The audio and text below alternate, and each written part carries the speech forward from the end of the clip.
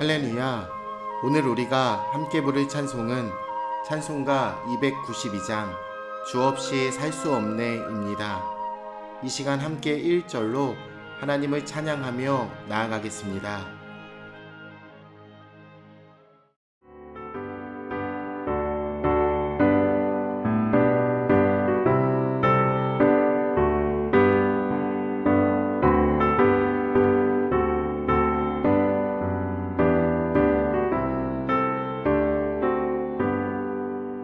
주 없이 살 수 없네 죄인의 구주여 그 귀한 몸의 피로 날 구속하소서 구주의 손으로 흘리신 보혈이 내 소망 나의 위로 내 영광 됩니다.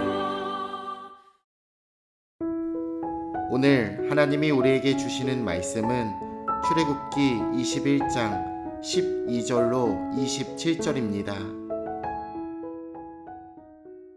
사람을 쳐 죽인 자는 반드시 죽일 것이나 만일 사람이 고의적으로 한 것이 아니라 나 하나님이 사람을 그의 손에 넘긴 것이면 내가 그를 위하여 한 곳을 정하리니 그 사람이 그리로 도망할 것이며 사람이 그의 이웃을 고의로 죽였으면 너는 그를 내 제단에서라도 잡아내려 죽일지니라.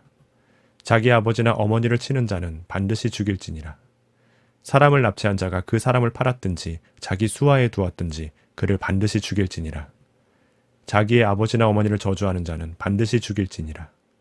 사람이 서로 싸우다가 하나가 돌이나 주먹으로 그의 상대방을 쳤으나 그가 죽지 않고 자리에 누웠다가 지팡이를 짚고 일어나 걸으면 그를 친 자가 형벌은 면하되 그간의 손해를 배상하고 그가 완치되게 할 것이니라. 사람이 매로 그 남종이나 여종을 쳐서 당장에 죽으면 반드시 형벌을 받으려니와 그가 하루나 이틀을 연명하면 형벌을 면하리니 그는 상전의 재산임이라. 사람이 서로 싸우다가 임신한 여인을 쳐서 낙태하게 하였으나 다른 해가 없으면 그 남편의 청구대로 반드시 벌금을 내되 재판장의 판결을 따라 낼 것이니라. 그러나 다른 해가 있으면 갚되 생명은 생명으로, 눈은 눈으로, 이는 이로, 손은 손으로, 발은 발로, 된 것은 된 것으로, 상하게 한 것은 상함으로, 때린 것은 때림으로 갚을지니라. 사람이 그 남종의 한 눈이나 여종의 한 눈을 쳐서 상하게 하면 그 눈에 대한 보상으로 그를 놓아줄 것이며 그 남종의 이나 여종의 이를 쳐서 빠뜨리면 그 이에 대한 보상으로 그를 놓아줄지니라. 하나님의 법과 우리 사회의 법은 다릅니다. 세상의 법은 세상을 유지하기 위해 존재하지만 하나님의 법은 하나님의 사람을 보호하고 온전히 세우기 위해 존재하기 때문입니다. 하나님은 살인에 대해 대원칙을 분명하게 제시하십니다. 사람을 죽인 자는 반드시 죽어야 한다는 원칙입니다. 우리가 너무 쉽게 잊는 사실이 있습니다. 생명은 하나님이 창조하시고 부여하셨다는 사실입니다. 그렇기 때문에 생명과 삶을 파괴하는 행동은 단지 대인적, 대사회적 범죄가 아닌 하나님의 창조를 파괴하는 범죄입니다. 살인뿐 아니라 모든 범죄와 죄악, 그리고 모든 행동은 하나님 앞에서 하는 것입니다. 우리의 모든 행위를 하나님이 바라보시고 판단하신다는 사실을 우리는 결코 잊지 말아야 합니다. 하나님은 행위만을 가지고 판단하지 않으십니다. 마음과 중심을 살피십니다. 그러기에 하나님은 실수로 사람을 죽인 사람과 고의로 살인한 사람에게 다른 형벌을 명하십니다. 우리는 결과 중심의 세상을 살아갑니다. 합격과 불합격, 가진 자와 가난한 자 등 결과로 사람을 나눕니다. 하지만 하나님은 겉으로 드러난 실수나 실패를 보지 않으십니다. 온전한 마음의 순종을 보십니다. 반드시 죽여야 할 죄가 나열됩니다. 부모를 공격한 것과 다른 사람을 납치한 것입니다. 부모는 자녀에게 생명을 부여했다는 의미에서 하나님의 대리자로 이해할 수 있습니다. 따라서 부모에 대한 모욕과 공격은 하나님에 대한 모욕과 공격이 됩니다. 사람을 납치하는 것도 마찬가지입니다.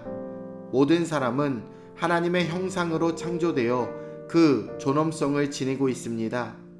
그러나 탐욕을 위해 사람을 납치해 이용한다면 그 사람을 존엄한 존재가 아닌 탐욕의 수단으로 삼은 것이기 때문에 하나님의 존엄을 해하는 악한 범죄가 된다는 것입니다. 하나님은 이렇게 악한 죄를 긍휼히 여기지 않으십니다.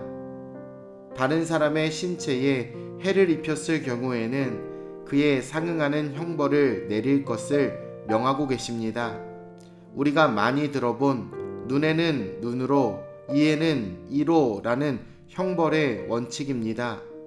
그런데 이 원칙의 의도를 자칫 오해할 수가 있습니다. 이것은 당한 만큼 반드시 갚아주라는 뜻이 아니라 당한 것 이상으로 응징하려는 행위를 금하기 위한 것입니다.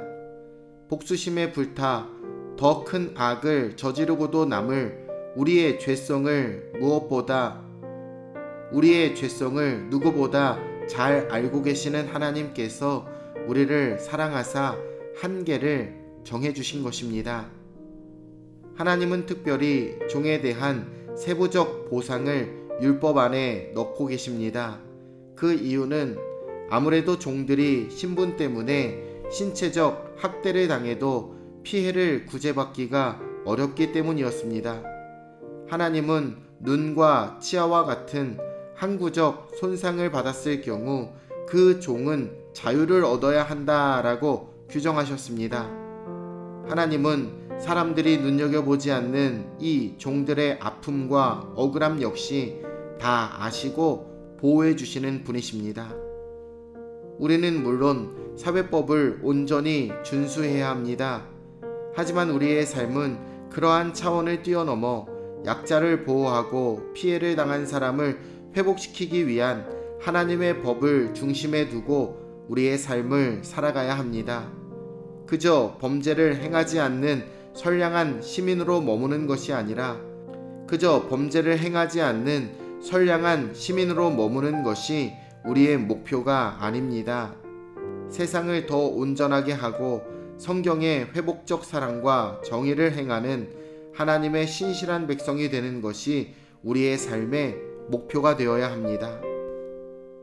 오늘도 이러한 하나님의 뜻을 깨달아 주변의 모든 약자들을 보호하며 그리스도인다운 삶을 살아가시길 우리 주 예수님의 이름으로 축원해 드립니다. 내일 뵙겠습니다.